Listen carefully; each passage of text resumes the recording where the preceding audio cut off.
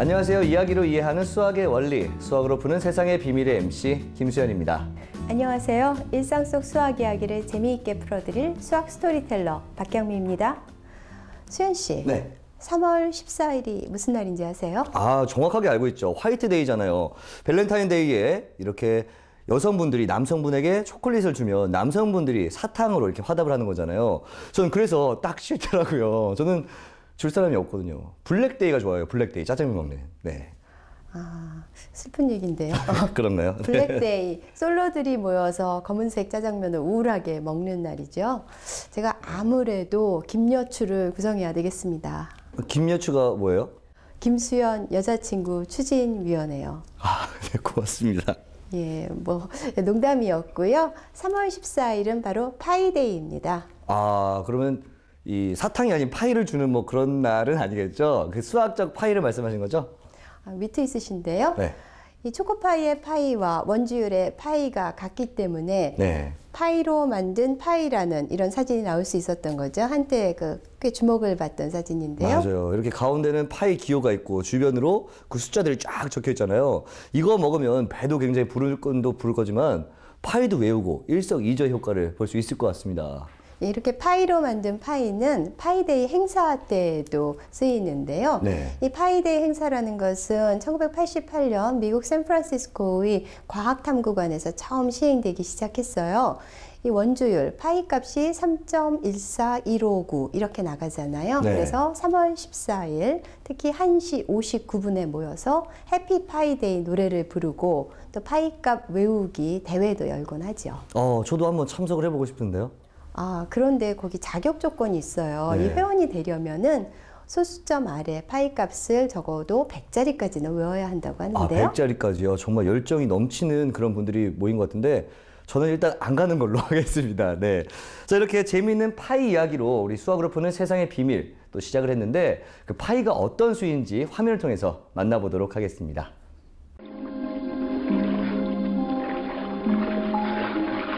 (2012년) 개봉한 영화 라이프 오브 파이는 아름다운 영상미로 화제를 불러일으키며 3D 영화의 새로운 패러다임이라는 평가를 받은 작품인데요.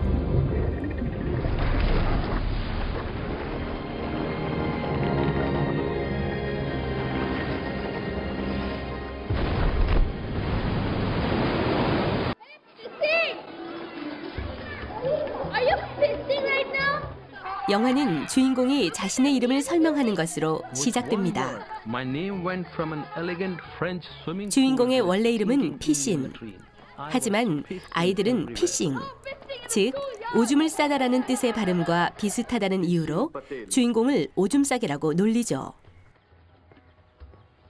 그래서 피신이 고안해낸 새 이름은 바로 피신의 약자인 파이였는데요. Known to all as Pi.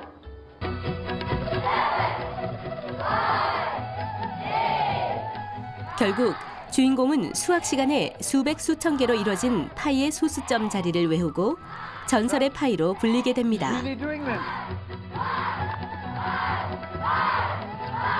By the end of that day, I was Pi Patel, school legend. 이처럼 파이는 원의 둘레인 원주를 원의 지름으로 나눈 값으로 원주율이라고도 부르는데요. 원주율인 파이의 값은 3.141592로 영원히 끝나지 않고 계속되는 수를 의미합니다. 그래서 파이 값을 보통 근사값인 3.14로 사용하게 되는 거죠. 네, 파이는 뭐 그 끝을 알 수 없는 정말 긴 수잖아요. 그래서 많은 사람들이 이 파이를 외우기 위해서 노력을 하는데 그래서 뭐 파이송이 만들어지기도 했잖아요. 지금 나오고 있는데요. 아, 이렇게 노래를 들으면서 외우면 외우기도 좀 쉽고 재밌을 것 같은데 한 가지 드는 생각이 이거 영어라서 조금 그것도 함께 외워야 되겠다 이런 어려움도 있을 것 같다는 생각이 듭니다. 자, 그럼 현재까지 알려진 파이 값은 얼마인가요? 2011년 일본의 회사원인 곤도 시게루 씨는 컴퓨터를 이용해서 네. 원주율 발견하는 프로그램을 이용해서 10조짜리까지 알아냈는데요. 그 인터뷰 기사를 보니까는요, 컴퓨터를 계속 돌리다 보니까 막 방해 온도가 40도 넘게 올라가고 엄청나게 비싼 전기료를 물기도 했다고 해요. 네. 그런데 기록은 또 깨지라고 있는 법이죠. 네. 그래서 이 같은 곤도 시게루 씨는 2013년 12월에 자신의 기록을 갱신해서 12조짜리까지 알아냈죠. 와, 정말 그 노력이 대단합니다. 12조. 사실 저희가 이렇게 말로 해서 그렇지 펼쳐놓으면 엄청난 큰 숫자거든요. 게다가 이 컴퓨터가 없으면 절대로 구할 수 없는 그런 값일 것 같아요. 맞아요. 이 파이 값을 계산하기 위한 경쟁 속에서 컴퓨터의 성능이 개선되어 왔고, 또 현재는 컴퓨터의 성능을 테스트하는 중요한 기준 중에 하나가 파이 값의 계산이죠. 네, 이렇게 끝나지 않는 숫자 파이. 자, 그러면 이 소수점 아래 숫자들은 어떤 규칙성을 가지고 있을까요? 이 파이는 순환하지 않는 무한소수예요. 그러니까 네. 소수점 아래의 수들이 무작위로 랜덤하게 나타난다는 거죠. 그거를 한번 그 시각적으로 나타내 보면 차이를 잘 알 수가 있는데요. 아, 지금 이 그림인 거죠? 예. 근데 좀 이쪽은 규칙성이 별로 없어 보이는데요? 예, 이 왼쪽이 파이 값을 나타낸 건데요. 네. 이게 자리값이 짝수이냐 홀수이냐에 따라서 색깔을 달리하는 거죠. 그래서 네. 홀수인 경우에는 검정색으로, 짝수인 경우에는 흰색으로 칠하는 거예요. 네. 그러면은 이제 파이 값의 처음 6값을 보면은 3.14259 이렇게 되죠. 네. 그러면은 홀수, 짝수, 홀수 이렇게 된단 말이에요. 그러면은 이 그래프의 제일 상단에 왼쪽부터 보시면 검정, 흰색, 검정. 네. 이걸 통해서 이제 짝호를 나타내고 있는 거죠. 그렇군요. 그럼 이 옆에 있는 거 저쪽은 누가 봐도 지금 확연히 규칙성이 보이거든요. 저것도 같은 방법으로 이렇게 그림을 그린 건가요? 예, 오른쪽은 7분의 22를 나타낸 건데요. 네. 7분의 22 이렇게 분수로 나타낼 수 있는 수는 유리수죠. 그러니까 이 유리수를 소수로 나타내게 되면은 값이 유한한 유한소수이거나 아니면은 순환 마디가 있는 순환하는 무한소수가 돼요. 네. 그래서 7분의 22 같은 경우는 소수로 나타내면 3.142857, 142857 이렇게 142857이 계속 반복되는 순환하는 무한소수가 되는데 3.142857까지 한번 보시면은요. 어떻게 네. 되냐면은 홀수, 짝수, 홀수 이렇게 되죠. 그러니까 검정, 흰색, 검정 이렇게 되고 그 다음에 그 순환마디가 반복되기 때문에 결국 이런 패턴으로 나타나게 되는 거죠. 아, 그렇군요. 아, 이렇게 그림을 보니까 또 제가 어렸을 때 좋아했던 영화 생각나는데 스타트랙 혹시 아세요? 거기 보면은 선장하고 커크 선장이었나? 그리고 스팍이 컴퓨터한테 이렇게 지시를 하더라고요. 그 파이의 마지막 자릿수 값을 구해라.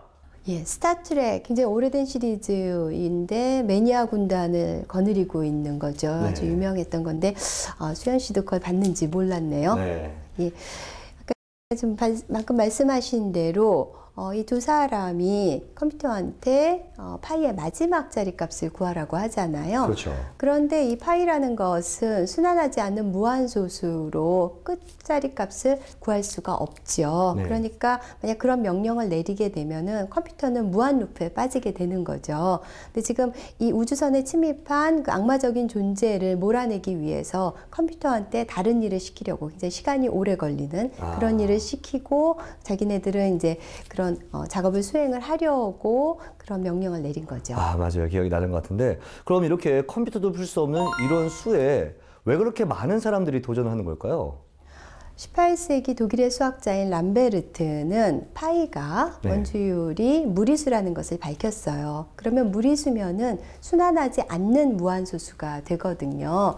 그러니까는 그 소수점 아래의 값들에서 어떠한 규칙성도 나타나지 않고 그 랜덤한 수들이 나오게 되는 거죠. 그러니까 패턴이 없는 거예요. 네. 근데 역설적으로 패턴이 없는 거는 또 모든 패턴을 갖고 있다라고도 볼 수 있을 정도로 또 아주 다채로운 측면을 갖고 있죠. 네. 캐나다의 어떤 수학자는 그런 얘기를 했어요. 아무런 패턴도 없다는 것은 모든 패턴을 다 갖고 있는 거다. 아, 그 한마디가 이 모든 것을 설명해 주는 것 같습니다. 자, 이렇게 파이에 대한 관심은 수천 년 전부터 계속 이어져 왔는데, 자, 그럼 컴퓨터가 없었던 시대에는 어떻게 파이 값을 구할 수 있었을지 굉장히 궁금해지죠? 잠시 시간 여행을 한번 떠나보도록 하겠습니다. 고대 이집트에서는 원통형 계측바퀴를 굴려 그 회전수로 파이의 값을 측정했는데요. 예를 들어 지름이 1m인 계측바퀴를 한 바퀴 굴린 길이가 파이 값을 갖게 되겠죠. 세계 최초의 수학책 린드 파피루스에는 고대 이집트의 파이값이 기록돼 있습니다. 원의 넓이는 원의 지름의 9분의 1을 잘라낸 나머지를 한 변으로 하는 정사각형의 넓이와 같다. 이에 기초의 파이값을 구해보면 9분의 16제곱으로 약 3.1605가 됩니다. 실제 오늘날의 파이값과의 오차는 1% 미만으로 인류는 꽤 오래전부터 파이값을 비교적 정확히 알고 있었던 셈이죠.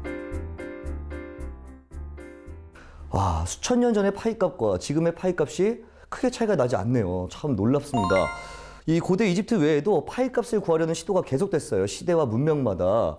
자, 그럼 현재의 파이값과 가장 비슷한 비율을 가졌던 게 언제부터죠? 예, 유레카라고 외치면서 길거리를 뛰어갔던 아르키메데스시죠. 이 고대 그리스의 수학자이자 만능 박사였던 아르키메데스는 측정에 의한 방법이 아니라 수학적 계산 방법에 의해서 파이값을 정확하게 구했는데요. 일단 원이 있고요. 원에 내접하는 정육각형과 외접하는 정육각형을 그려요. 그러니까 안쪽과 바깥에서 접하는 정육각형을 그리고 이 원의 둘레는 그러면 어떻게 될 거냐 하면은 내접하는 정육각형의 둘레보다는 크고 외접하는 정육각형의 둘레보다는 작게 되죠. 그러면은 파이 값의 범위를 구할 수가 있어요.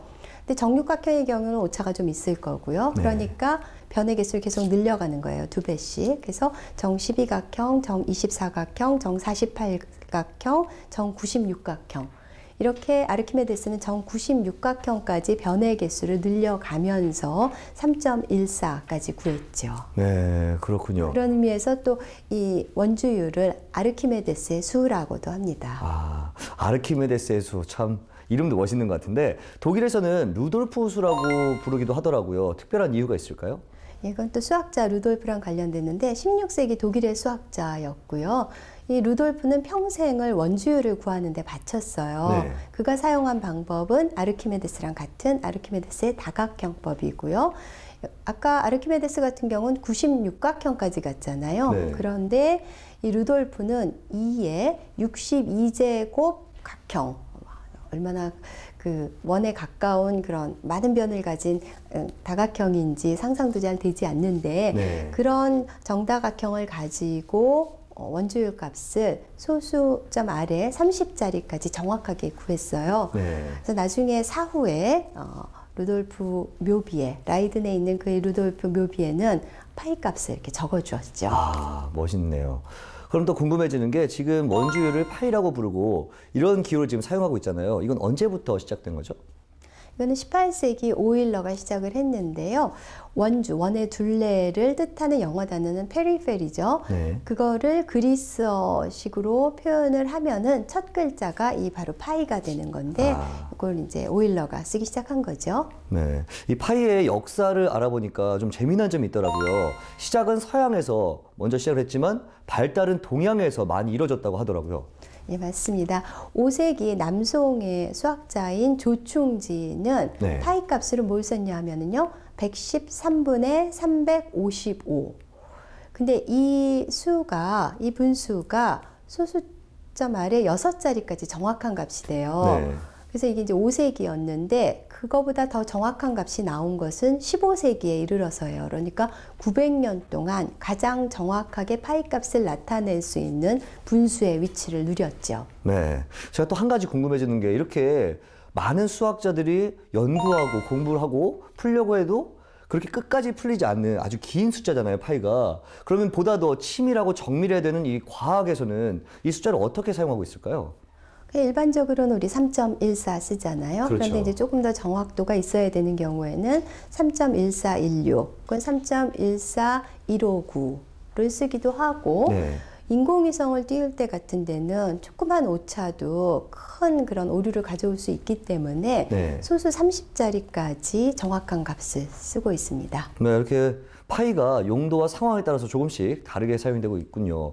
또 이 파이가 수학 공식으로도 나와 있잖아요. 파이는 아무래도 원의 둘레, 즉 원주와 지름 사이의 비로 계산을 하는 거잖아요. 그렇다 보니까 원과 관련된 공식에서 많이 나오는데요. 뿐만 아니라 원은 한 평면에서 한 점으로부터 같은 거리에 있는 점들을 쭉 모은 거잖아요. 그런데 이제 9는 그거를 공간상에서 하면 돼요. 공간에서 3차원 공간에서 한 점으로부터 같은 거리에 있는 점들을 쫙 모으게 되면 9가 되죠. 그러니까 9는 원의 3차원 버전이라고 할 수 있는데 그렇다 보니 9의 공식에서도 나옵니다. 아마 학창시절 마르고 닳도록 외우셨을 것 같은데요. 원주는 2파이 r, 원의 넓이는 파이 r 제곱, 9의 건널비는 4파이 r 제곱, 9의 부피는 3분의 4 파이 r 세제곱. 말씀하시니까 학창시절에 외우던 그런 기억이 막 떠오릅니다. 이렇게 일상생활에서 파이가 많이 활용이 되고 있는데 즐거움이 얼마나 가득한지 한 번 더 화면으로 만나보도록 하겠습니다. 우리 주변에서 가장 쉽게 찾아볼 수 있는 도형, 바로 원이겠죠. 그리고 세상의 모든 원에 존재하는 것, 바로 파입니다. 바퀴에도 어김없이 파이의 활약이 이어지는데요. 택시 미터는 어떻게 택시가 움직인 거리를 알 수 있을까요? 그 해답은 바로 바퀴의 회전수에 있죠. 바퀴 지름의 회전수와 원주율인 파이 3.14를 곱하면 택시가 이동한 거리가 나오게 됩니다. 파이가 없는 일상, 상상이 되시나요? 또 택시 요금에 이런 비밀들이 숨겨져 있었네요. 그러면 이 밖에 파이의 활약 어떤 것들이 있을까요? 우리 아까 시작 전에요. 네. 캔커피 마셨잖아요. 아까 먹은 거요. 예. 네, 그 용기가 어떤 모양이었죠? 그게 이 원통 모양이죠? 그렇죠. 원기둥 모양이었죠. 네. 사실 음료수 캔들 대부분은 원기둥 모양이잖아요. 뭐 통조림 캔도 그렇고. 그러면은 그 원기둥 모양의 용기를 만드는데 필요한 재료를 계산하려면은 네. 우리가 건널비를 알아야 되는데 그때 파이가 필요하죠. 또 그 용기에 담기는 원기둥 모양의 용기에 담기는 내용물의 양을 계산할 때도 필요할 것이고요. 네. 좀 일상적인 것을 벗어나서 과학적인 예로 찾아본다면은 그 인공위성이 원궤도를 그리잖아요. 네. 그러니까 인공위성의 궤도를 계산할 때에도 당연히 정확한 파이 값이 필요하겠죠. 파이의 활약이 정말 대단하네요. 근데 제가 인터넷을 검색해 보니까 참 재밌는 주장이 있어서 한번 교수님께 여쭤보려고 가져왔거든요. 원주율이 3.14가 아니라 4라고 주장을 하더라고요. 그분의 말에 의하면 지름이 1인 원의 둘레가 이 파이잖아요. 이 파이에 접하는 원에 접하는 둘레 4인 정사각형을 만들어 놓고 이 각을 모서리를 이렇게 잘라 나가는 겁니다. 이때는 4를 유지하면서 둘레를 계속 깎아 나가다 보면 원과 비슷한 그런 다각형이 만들어지잖아요. 이 다각형의 둘레가 4기 때문에 파이도 4가 될 수 있다. 이렇게 하던데 이게 근거가 있는 얘기일까요? 상당히 재미있는 그런 논리인데요. 네. 그렇죠. 그런 과정을 무한히 반복하게 되면은 원의 모양이 상당히 근접해지잖아요. 그렇죠. 그러니까 3.14와 4 이런 그 같을 수밖에 없다. 뭐 이런 궤변이 등장을 할 수도 있는데 네. 이게 아무리 그 많은 과정을 거쳤어도 우리가 계속 줌인을 해서 보면은요. 만약 현미경으로 들여다본다. 그러면은 그 매끈한 원과 그 다음에 이렇게 지그재그처럼 되어 있는 그 직각으로 만나는 그런 선들, 직선들의 모임 그 사이에는 분명히 차이가 있죠. 그러니까 우리가 육안으로 볼 때는 비슷해 보이지만은 네. 결국 미세한 수준으로 볼 때에는 차이가 있기 때문에 그런 차이들이 누적돼서 3.14와 4 사이의 그런 오차로 번진 거죠. 아까 교수님께서 살짝 말씀하신 정말 그게 정답이네요. 궤변이다. 그렇죠? 3.14가 훨씬 가까운 거죠. 자, 파리의 국립박물관에 가면 707자리의 파이 숫자가 새겨진 파이를 만날 수 있고요. MIT와 조지아 공대에는 3.14 159가 들어있는 응원가가 있다고 합니다. 이처럼 우리의 일상과 밀접한 관계를 이루고 있는 파이와 함께한 시간, 여러분들 즐거우셨나요? 한번 빠지면 헤어나올 수 없는 파이의 매력, 파이의 끝없는 소수점처럼 수학을 향한 사람들의 열정과 노력도 계속됐으면 좋겠습니다. 저희는 다음 주에 더욱더 재미난 수학 이야기로 찾아뵙겠습니다.